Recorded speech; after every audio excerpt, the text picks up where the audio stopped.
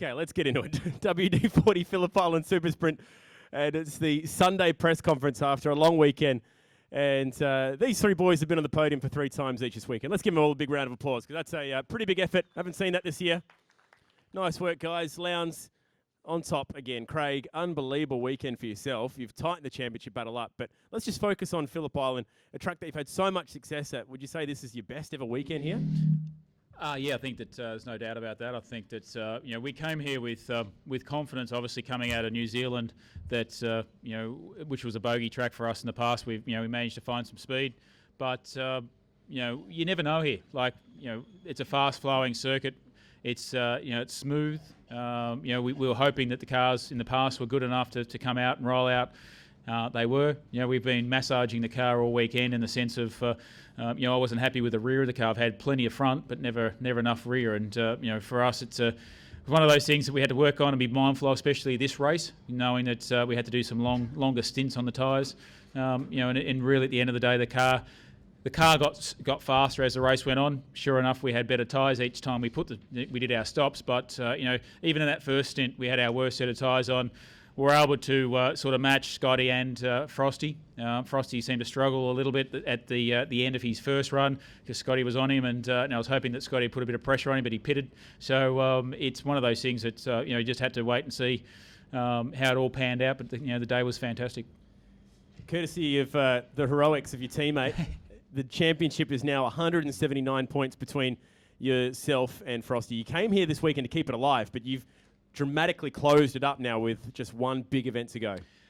Yeah, after yesterday, I was hoping to get it into the sort of the 150, 170 mark if we could. Again, you never know, but we were hoping with the speed that we had with both our cars yesterday that we could, as long as we qualified well, which we did, we could race extremely well, which again we did. So I think for us it was a matter of just working out our own game plan, seeing what happened to Frosty. But I'm not sure where he ended up. Somewhere 4th. Yeah, so we were sort of not sure about his race pace, and it proved obviously that they didn't quite have what they needed. Sydney last year didn't go really well for you, did it? Some broken ribs and a crash in qualifying. Is it not a great track for you to be going to for the last round? No, I think that we've had a couple of wins there, and I think in the past it's been kind to us. It is a street circuit, so we know that it's a higher risk at times. You've got to put everything on the line, and like the Gold Coast, if you come back with side mirrors, you're not trying hard enough. So it is one of those circuits where you just got to be confident. Make sure that the car works over the curbs, and puts its power down, and that's what we will be focusing on. If you were in Frosty's shoes and you had a big points lead going into the last round, how would you play it since it is a high-risk street circuit? Look, he just needs to do his own thing. He needs to just probably stop overthinking things and just, they've been fast all year, and there's no doubt that they won't be fast there. So I think it's a matter of them just running their own program. Have you got a message for the championship leader heading into the last round? Oh, we'll just keep fighting. I think that's we're not going to give up yet. We've still got 2 things up for grabs: teams championship as well as drivers. So. Both Jamie and I are very focused on the team's championship, because I know Roland is. And, obviously see where we end up. Again, we've got to see where we qualify. It's not going to be handed to us. We've got to do what we did this weekend and try and qualify up the front. All right, congratulations on a cracking weekend. Scotty, we'll go to you next after another fabulous weekend here. No last lap miracles. Lowndes didn't cough coming onto the front straight like GT did last year, but it kind of came down to that last pit stop. Ironically, it was Garth who probably held you up in pit lane. Yeah, it was. Unfortunately, just being down the back end of pit lane is quite hard. Obviously, you come in the lead, and if you've got a fair enough gap on a few guys, when they pit on the same lap, they can kind of bog you down. So definitely, I had to wait there for a while. Not long, but enough probably to just lose maybe 50 metres on the racetrack, and that's probably what sort of got Lowndesy in front of me. So, look, he was fast as well. He pulled away from me, but I felt like, I think if I could have just been in front, I might have been able to hold him off. But it was one of those things where it was an awesome race by both of us, and it was great. And finally, I got a good start, didn't chuck it in reverse. I actually put it in drive, so that was the main thing. So I was pretty happy. What are those races like when you got to focus for 200 Ks, hit your marks lap after lap? It doesn't look overly exciting from a punter's point of view because you're not smashing doors and doing all that sort of stuff, but it's almost like a staring contest for 90 minutes. Yeah, well, look, I really enjoy this track because it's physical and you've got to really put everything on the line each lap. And if you make one mistake, you can ruin your whole lap because you push wide and you got to get off the throttle and you ruin all your flow. So it's very hard to concentrate and you're sort of hitting the same marks as Lowndesy is. And if he makes a mistake, you're like, oh, here we go, I'll have another crack here or try and get close to him. But it's an awesome track, and those are really the races that really teach me as a young driver coming up. I think it's good to race these guys and learn how to hold my own with these guys. Congratulations on 3 podiums and 3 big trophies this weekend. Jamie, that was an awesome last stint. The car wasn't great early on, but man, you just chased and chased. Talk us through the move at MG, because that was wild. Yeah, no, the car was good. It's just the strategy is obviously the least preferred. So we pitted early. We just ran the whole race on full fuel, and which around here is a like a lug and someone in the boot.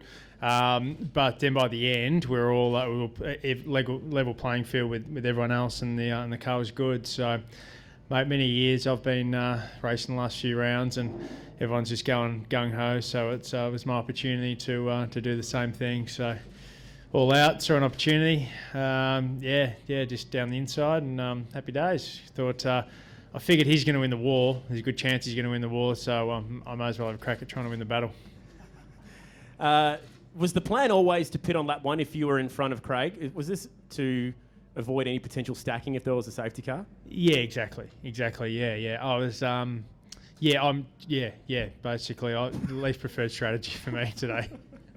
Are you disappointed that you had to do it? Do you feel like you could have won had that not been the strategy? No, I'm a team player, mate. I always have been. So they're just trying to get the best result for the whole group. You want to talk team? 71 points now you're off in terms of this team's championship. There's a lot of pressure on Steve Owen going to that last round. How do you think he's going to handle that? You drove together with him. Cam Waters? No, Steve's in car 6 for the last one. Oh, I didn't know that. It's just New Year's. Not really, but... Oh, okay. When did all this go down? Last week sometime. During the week. Cool. He's too busy, he doesn't read papers. Stevie O, yeah, that's interesting, but no, it's doable. They're still leading by 71 points. We're still going to do a good job. We've got to be reliable for one.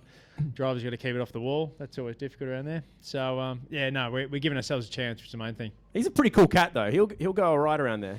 Stevie O's good. Yeah, no, don't worry about that. Stevie O's good. If you get the car quick, he'll be challenging. Do you think it'll be a bit of an insult to Pro Drive the year that they've had to not win this team's championship? It's a harsh one to lose. No. It's the team's championship is who's done the best job over the whole year, not for the first half.